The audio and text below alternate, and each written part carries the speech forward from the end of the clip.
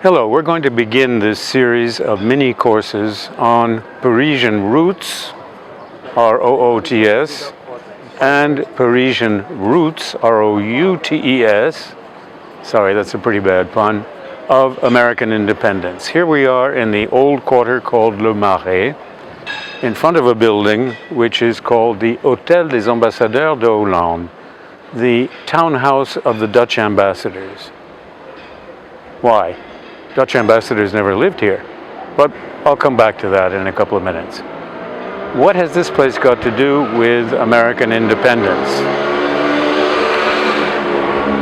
In February 1778, that is less than 2 years after the Declaration of Independence was signed, France signed a treaty with the American Insurgents. This treaty was to favor commerce, to favor exchanges, and so on. Then the French king, that was Louis XVI at the time, and his cousin, King Carlos III of Spain, decided to put together a kind of Iran-Contra operation to support the American insurgents. Why did they do that? It certainly wasn't to help democracy bloom. These were not democratic countries. The foreign minister of France at the time, whose name was Vergennes, had calculated that there could be tremendous commercial advantage if the United States became independent, in terms of resources, access to raw materials, but also in terms of a market where they could sell their goods. The idea was also to weaken British power, British sea power, and to do this, they formed a secret agreement for creating a company called, in Spanish, Rodriguez y Hortaleza. And the headquarters of this company was right here.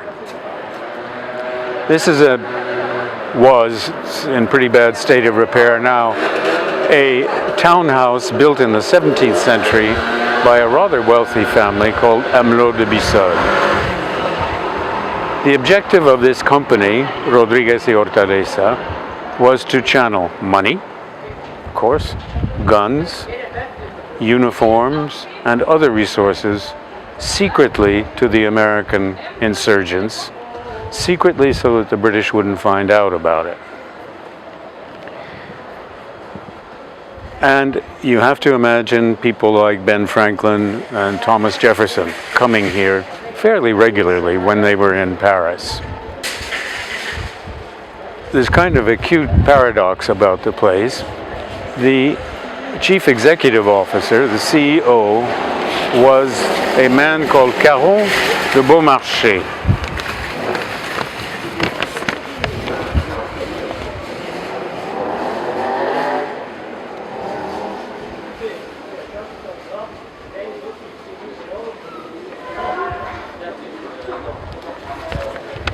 Despite his wig, he was not an aristocrat. He was from the middle class.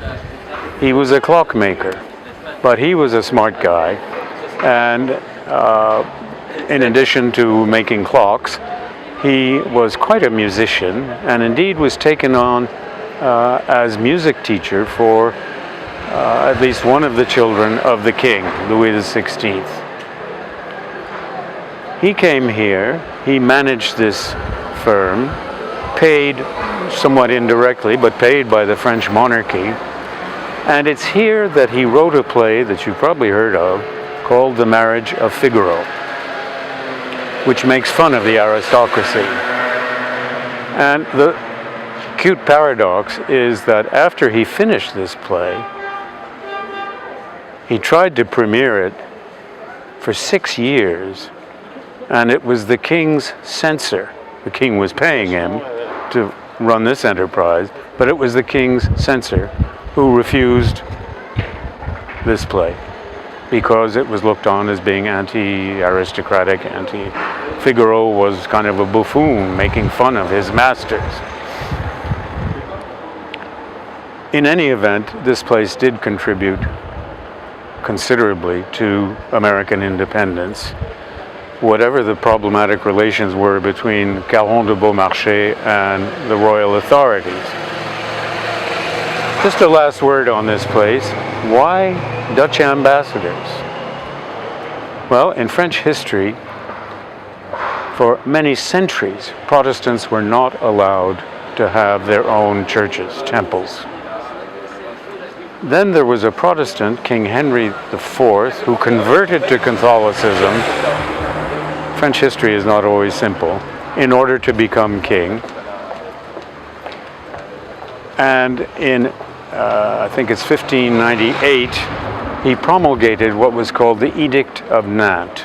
Nantes, the city, a seaside city. And under this edict, Protestants could have their own churches. Less than a century later, the French king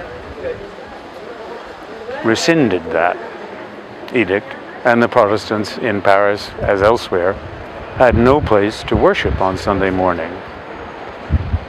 But because of diplomatic privilege, they were allowed to go to the chapels of countries with a strong Protestant population. Holland, I think, was about half Catholic, half Protestant. And in their embassy, they had a little chapel, but it was much too small. So every Sunday morning, they rented this place so that people could come and worship the Protestants. There's a small American connection there. It was a relative of Ben Franklin who married a Scotch girl here, a Protestant, in this place. Now we're going to move for some more fun.